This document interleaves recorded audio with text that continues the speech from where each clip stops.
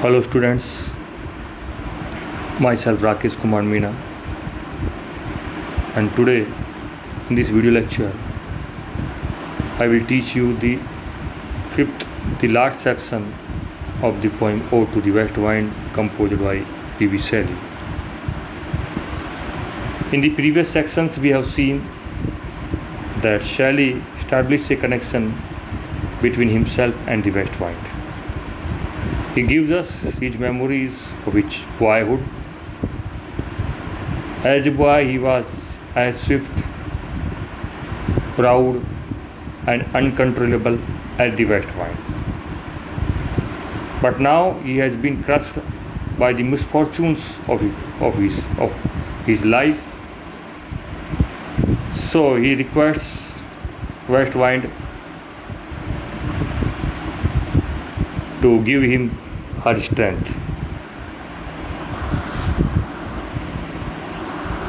So now I am going to start the fifth section of this poem.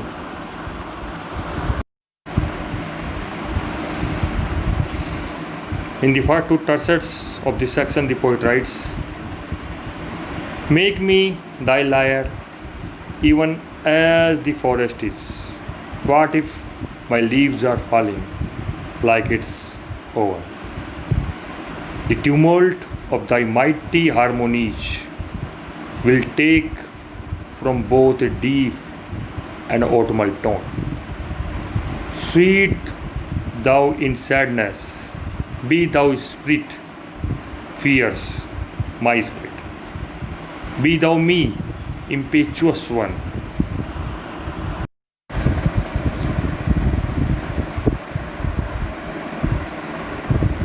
In these lines, Shelley makes a prayer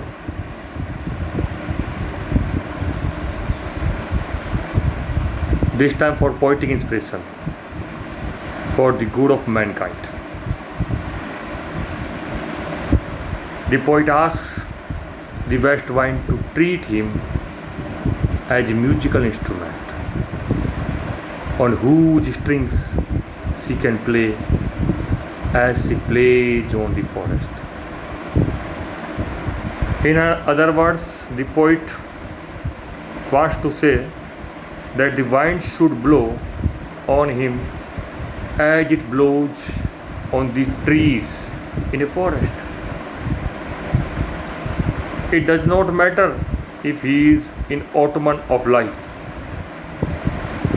He means that all his hopes and joys have gone and his life has become dull and barren.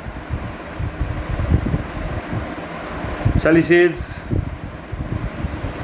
he has lost his joys and energy and enthusiasm of youth. Addressing the West Wind, the poet says that if she blows on the forest and on him, the music that she produces will be sober and subdued and not boisterous, because both of them are passing through autumn.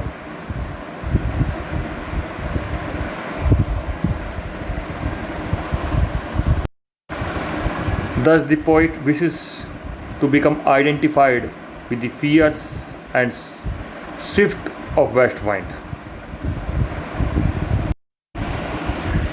Further, Shelley writes, drive my dead thoughts over the universe like withered leaves to quicken a new birth, and by the incarnation of this verse scatter as from an unextinguished hearth ashes and sparks my words among mankind.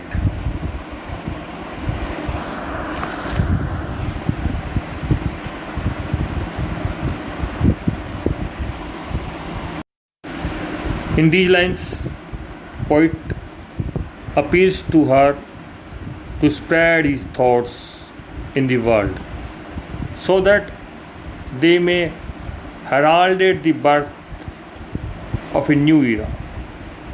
His thoughts do not have their former fire, but they are still capable of inspiring men.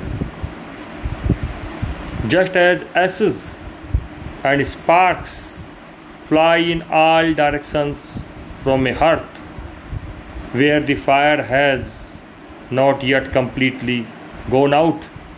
Similarly, the poet wants his words to be scattered far and wide through his songs.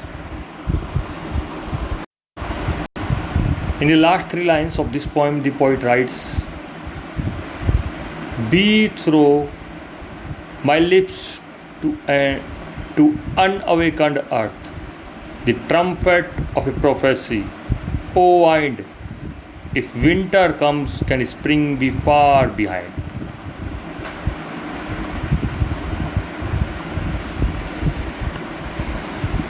So, these lines are universal in its appeal because it contains an inspiring message of hope for the whole universe.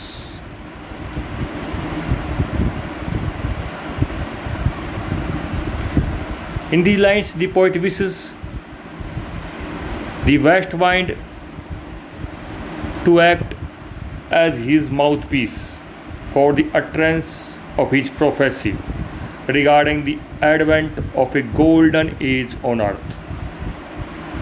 Just as autumn is followed by winter and winter is followed in natural course by spring, similarly, this era of evils and miseries will soon be followed by an era of perfect happiness, love, and beauty.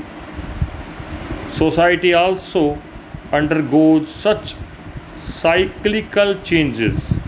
No state is permanent, thus, the days of regeneration are not far off.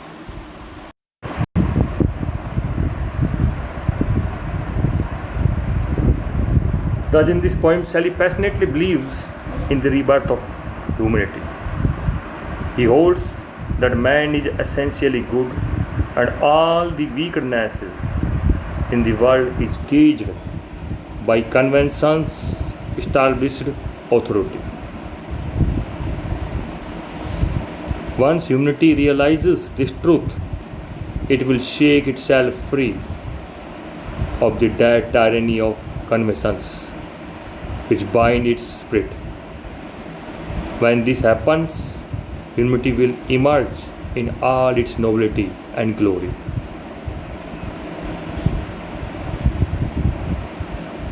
Shelley's poems are to be a prophecy of a new and better life for the world. So, this is the end of this beautiful poem, Ode to the West Wind.